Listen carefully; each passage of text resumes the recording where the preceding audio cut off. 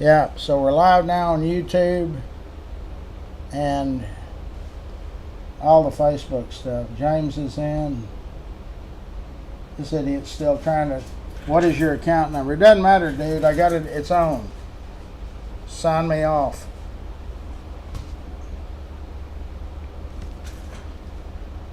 Cannot verify server identity. I don't care if you can verify it or not.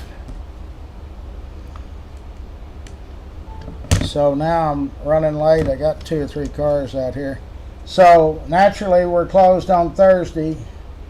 Hope everybody's going to have a good Turkey Day. And we're not having a lunch club meeting this Saturday. We are not. We're only 3 Saturdays from now is the event.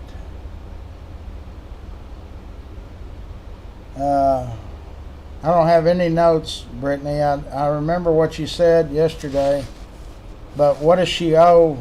And we'll convert it to, I don't know why. One of my grandkids, Nathan, when he comes over, he has to go through everything and destroy my note. Okay, I got it. 7, 18, and 21, is that the count? 7, 18, and 21, and what'd you suggest we do? Convert everything to toys. So to make it 28, 38, 44 toys. Is that what you're saying I need to propose to her? Else she'll come out cheaper. So we're going to do 48 toys. Well, that's what she owes us now. No, 44 toys. Let's see. 7 and 16 is 23, 33, 43, 44. She owes 44 toys. Is that? She's writing, so I.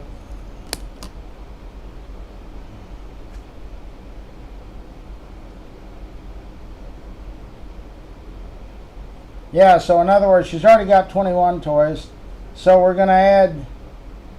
Oh, just add the 16 helmets. So that'd be 37 toys. She has 7 bikes and 37 toys. Is that what you're saying?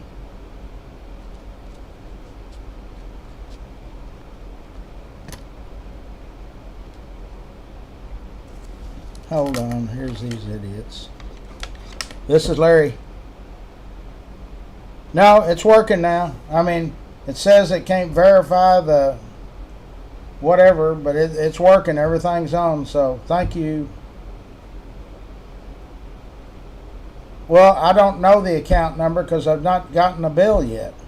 This thing's only, y'all have only been my internet people for about 3 weeks. Here at this location.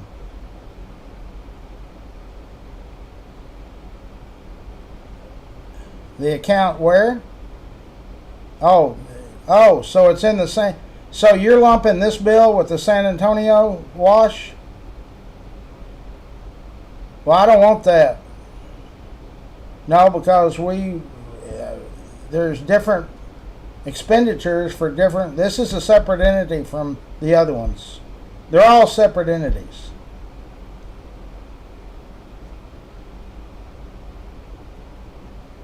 Well, I don't know the password or secret number for that. I don't pay that bill. I mean, my company does, but I'm not the one that handles that down there. So anyway, everything's good. Just we can end the conversation, and I'll get my bookkeeping lady to get a hold of y'all and tell y'all to make sure this bill is set. Every one of these shops is separate from each other. If that makes any sense.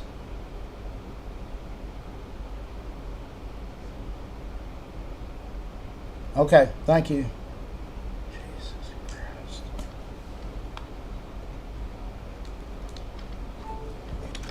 Okay, what a nightmare. Okay, the Cowboys won. We do not have a lunch club meeting this week, and she's writing. We finished. I'm on the live. So, oh, what? Going into today, well, I just had it. I'm losing my head. What? It's, you owe $7. Hold on. I'm having a bad day here. So you owe 21, you owe $7, 16 helmets, and 21 toys. We don't need any more helmets. We've got enough. So we're going to convert your helmets to 21 toys. So it'll be $7 and 21, 31, 37 toys. Is that copacetic for everybody?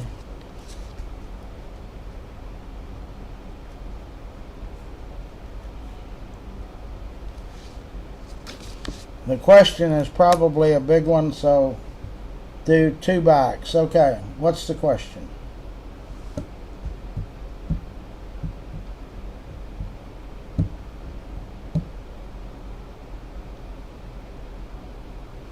In Fort Worth, infantile paralysis.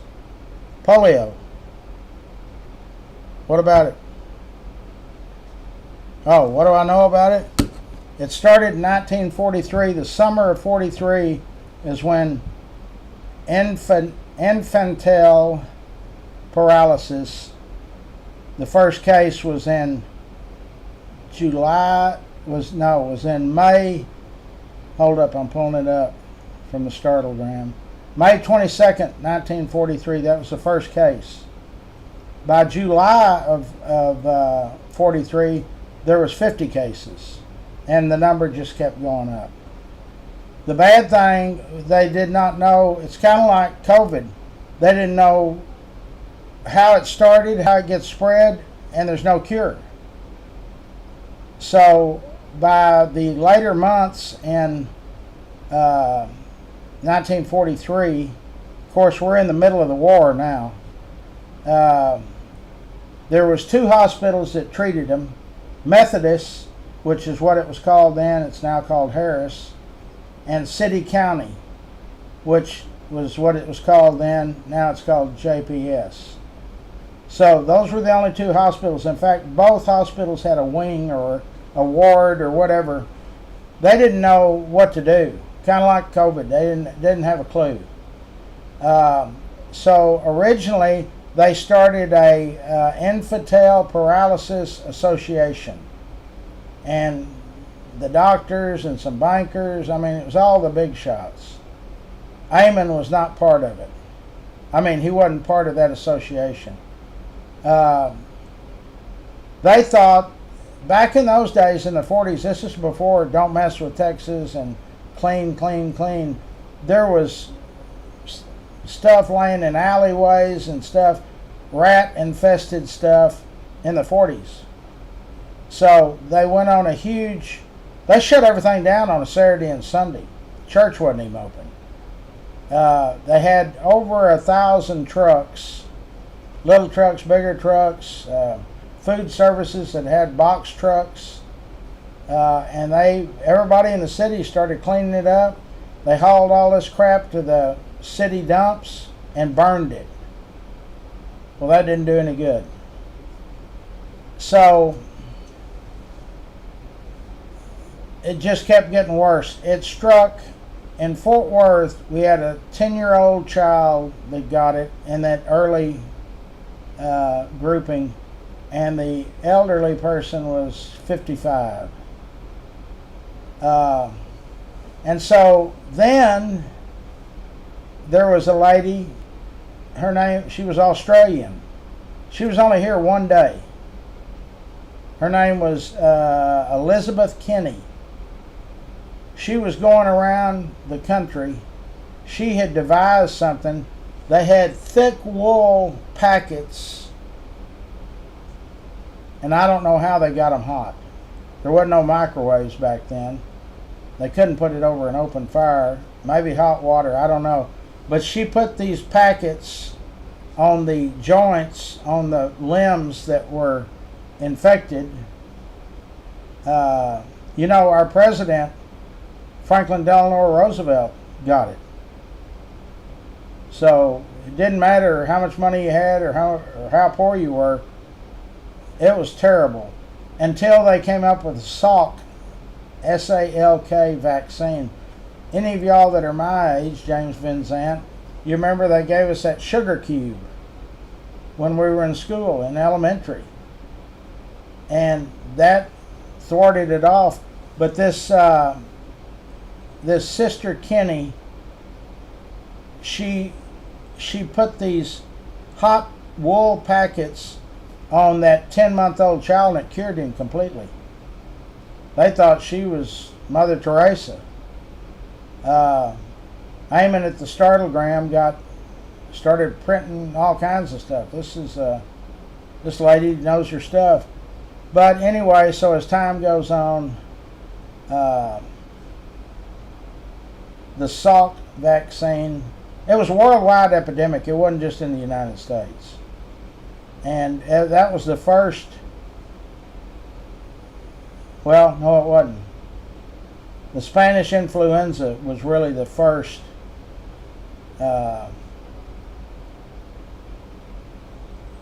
influenza, but it wasn't a paralysis, it just killed you. The Spanish influenza, I studied it for 2 years. I think it killed 60 million people around the globe. Some people say 30 or 40 million. I think it killed 60 million. That was in 1918. And I hate to disagree. I don't know why we called it the Spanish influenza. I think it was started at a military base in West Virginia. That's what I show. Okay, so does that answer you? Where'd the phone go? Her name was Sister Elizabeth Kenny, Kenny. I don't know what it shows on Google, if I can get Google.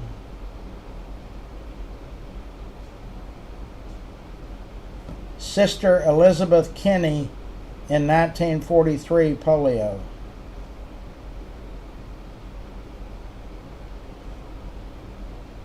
What is the true story of Sister Kenny?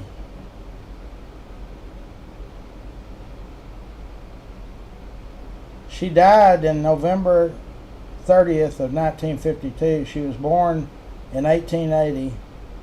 She was a self-trained Australian bush, whatever that is, bush nurse who developed an approach to treating polio that was controversial at the time. She just went around the country, around the world really.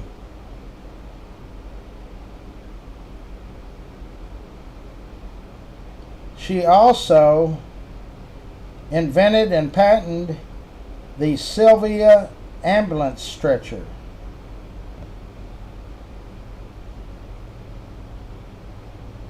Wow. I guess Eamon got her here on the spot. Hot, moist, so I guess it wasn't water, probably boiling water. Poliomyelitis, she used hot, moist packs that were applied to affected muscles to relieve spasms and pain, and a regimen of exercises.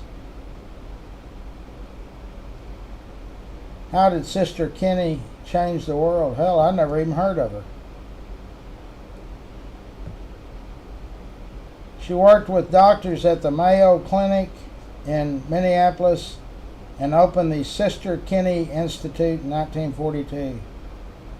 She went against traditional treatments for polio and urged that the stricken limbs be exercised. This procedure opened the modern-day era of rehabilitation medicine and physical therapy. Boy, she was something else. What does this lady look like?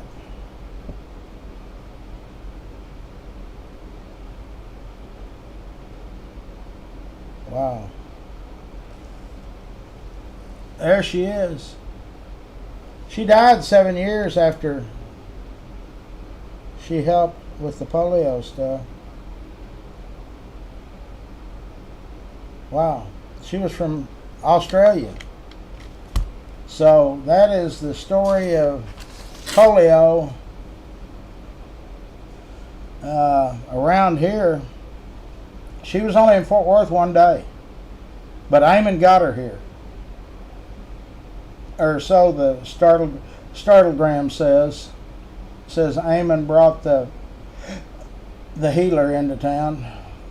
I'm sure he did. I mean, newspaper, that was before any internet or any of that stuff. All these newspaper guys, they all talk to each other. Eamon probably said, hey, I don't care what it costs, get her here. But in one day, in the newspaper article, 19 hours she stayed at City County for half of that, and Methodist Hospital, which then became Harris. But the correct words for him was City County Hospital, which became Peter Smith in 52 or 3, and Harris, because Dr. Charles Harris came on board. So that's how polio went. We were not hit as hard as some places. But there's always a but. Houston had a lot. Galveston had a lot. So I think it did have something to do with the rats, the not being clean. The number one state in the United States was California, and guess who was number 2? Us. There were some states that didn't have but less than 5 in the whole state. It's kind of one of those silent deals. Okay, since we're on medicine, Dr. B he's coming back around. So here's the deal. They wanted him to be Surgeon General or whatever. So he's on the team with Robert F. Kennedy Jr. He will be in D.C. Dr. B is going to be the liaison between the medicine people, the pharmaceutical people, and Congress. Dr. Bartlett will be the one that gives all the presentations, so he's got a good job. I asked him if that would affect and he said, hell no. So, and he's already on top of it. I had about an hour-long conversation with him yesterday. This monkeypox that they're now starting to say there's the first cases. Of course, Dr. B told us about this some time back in the bird flu. They've already made vaccines for it. And at the time, there was not even one case. So he says that's phony. The good thing for Dr. B fans is he and RFK Jr. believe the same. They do not believe in those vaccines or masks. Bartlett does not, neither does RFK. So they're both on the same track there. So our favorite doctor will be in D.C. He's planning on leaving, I think, second or third week of January. I said, is that a pretty cushy job? And he said, well, it'll get his name out there. That's good. I bet that burns old Fauci up. Fauci always attacked Dr. B, said that he was a hillbilly doctor. So we now have, got Dr. B in the administration, Brooke, and for those of y'all that don't know, this agricultural cabinet, there is an agricultural department of the U.S. government in every county in the United States. I did not know that. And the people under Brooke is 100,000 employees. I forgot what the budget was, millions or billions. Then Pete Hegseth. We're rocking along here. Okay, so the museum needs donations. I need y'all's help. Detail business in the next 2 weeks will be slim and none. So help us out.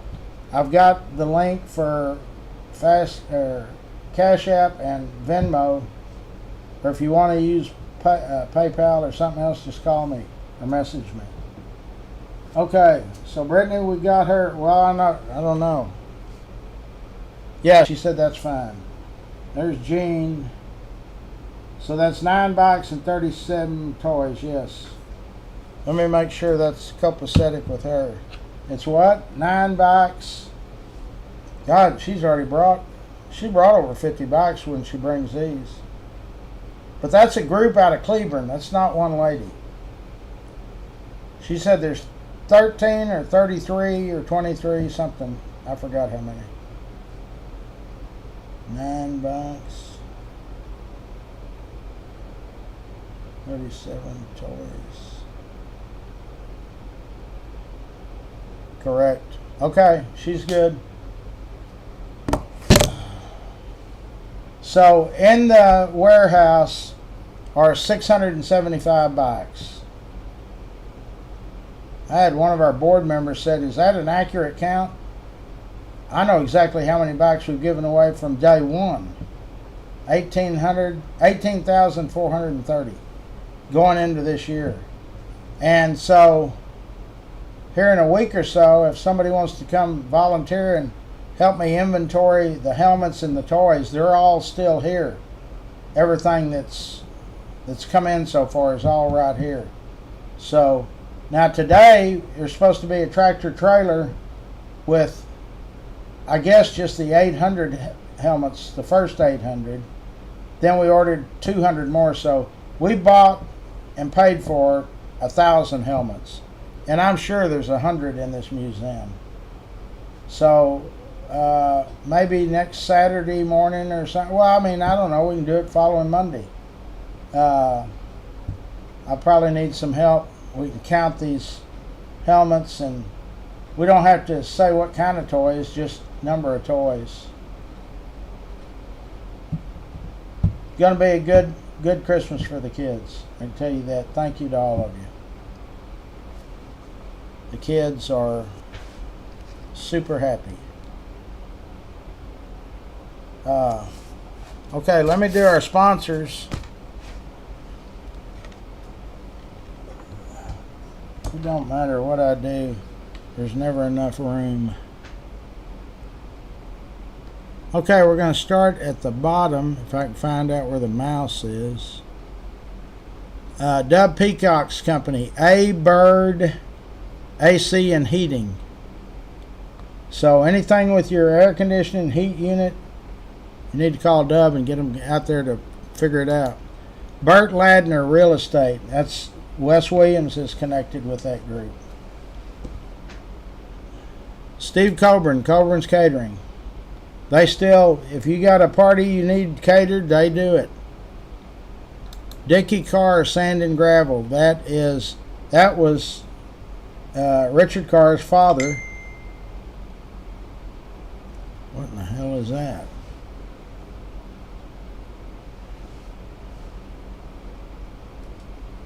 I don't have a clue what that is. Hold on.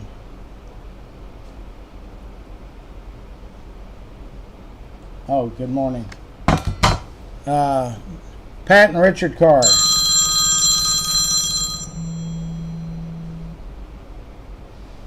Hello? Hello? Morning. Morning. I'm doing the sponsors right now. Hang loose. Cool. So, Then I'll guess the score for you here in a minute. oh, did somebody win? I gotta check. Okay. The Cowboys actually won. So Pat and Richard Carr, and in fact it's Richard Carr's nephew that's going to be the tree sponsor. How did I get this thing? I can't get it off my screen. Okay, now I got it. I'm good. Okay, Express Dent, Dick Regester, and Eric. Eric is the operating partner. I think Dick still lives in Florida. He's down there with the golfers. Fort Worth High Tech Signs. They're building some signs for the giveaway. I told Kyle, make sure they don't put a date on them. we're going to put a date on 2 of them that'll be out on University. The rest of them is just going to say Larry's Kids. Fort Worth Lumber. Emily, I guess her check came in last week. I'll check with our comptroller. Cross Electric. If you need an electrician, these are the folks to use. David Hart, Hart Painting. Jenny Stewart, State Farm Insurance. K Ranch Roofing. Jorge and Bree. Rex Benson, Old South Pancake House. And they also brought bikes, Old South and Japanese Palace. The Optimist Club of Fort Worth. I've got their, if you're on with me on YouTube, that's their flyer. They're opening the lot this Friday. They'll be on the front side of University, and we're on the back side. Passport Getaways. If you're planning a trip, call these folks, let them do the legwork for you. Charlie Guerin, Railhead Barbecue. Charlie is our top earner on money for Larry's Kids. $15,000 so far. That's what he's personally raised. Rains Plumbing. These folks are family owned, local owned. They care about what they do. They're not trying to be a big corporation. So if you need a plumber, Rains Plumbing. Rex's Bar and Grill. That's another Rex Benson owned company. And it's in the same parking lot as Old South.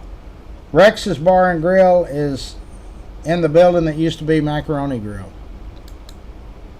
Jerry Schwartz, Schwartz and Hanson, they're our architects.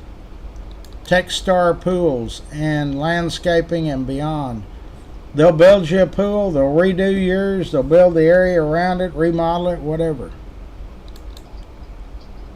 Clay Winstead. Clay's been on board with us forever. He's always in on the bike drive too. Okay, that's our sponsors. No winners? Tim at 33 to 14. Tim? Not exact, but he was the closest. Tim, congrats, Tim. So you're gonna have to get on it quick because they play Thursday against the Giants. Yeah, I'll reset it this afternoon so we can go pretty quick. Yeah. Okay, I don't know what's up with AT&T, but they got me finally connected. When I first got here an hour and a half ago, there wasn't no internet. So when I called them, I didn't even know what number to call. So I called the 800 number, and the guy said, "We got to have your account." I don't know the account. I've never gotten a bill yet. So, but anyway, they got it fixed, whatever it was.